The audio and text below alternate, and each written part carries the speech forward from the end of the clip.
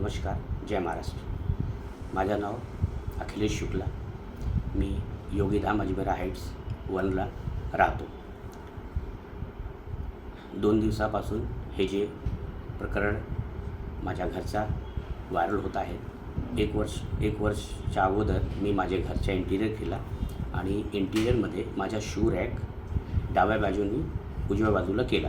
त्याच्यानंतर हे देशमुख फॅमिली ज्यांचा फ्लॅट नंबर 404 आहेत आणि कलवीकट्टे फॅमिली ज्यांच्या फ्लॅट 403 आहेत, ह्या दोघांनी खूप त्याच्यामध्ये वादविवाद करून ऑब्जेक्शन घेतला आणि आम्हाला 1 वर्षापासून त्रास देत होतो की हा तुम्ही शू रॅक इथे का केला आहे, तुम्ही तिथेच करा किंवा तोडून आम्ही ह्याला तोडून फेकून देणार आहे. त्याच्यानंतर हे लोक माझ्या बायकोला खूप 1 वर्षापासून खूप त्रास देत होते आणि दररोज शिवीगाळ वगैरे करणे, तिला उलटसुलट सांगितलं. हे तेच 1 वर्षापासून त्यांच्या चालू होता. परवा काय झालं, संध्याकाळी माझी बायको धूपबत्ती ते लावून ते माझ्या दरवाजाच्या बाहेर ठेवला आणि कलवीकट्टे आंटी जे आहेत ते येऊन त्यांनी सांगितलं की हे तुम्ही धूपबत्ती दररोज इथे लावते आणि ह्याच्याने आम्हाला खूप त्रास होत आहे, हे तुम्ही आजपासून लावू नका, नाहीतर आम्ही तुम्हाला इथे राहू देणार नाही. आणि ते खूप माझ्या बायकोची शिवीगाळ सुरू केली. त्याच्यानंतर मी येऊन ते मॅटर हे करायला सुरुवात केली. त्याच्यानंतर देशमुख फॅमिली आली.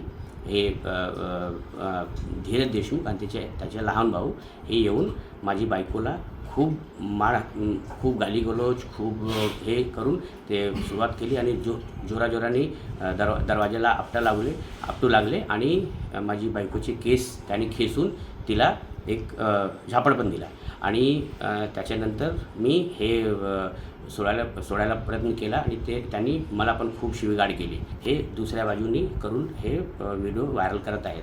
याच्या मागे जे व्हिडिओ व्हायरल होत आहेत त्याच्यामध्ये नुसतं झगडा जे चालू आहे तेच दिसतं आहे. त्याच्या मागे नेमकं काय आहेत ते कोणाला माहिती नाही. ते मी आज ह्या व्हिडिओच्याद्वारे मी आपल्याला सांगितलं आहे.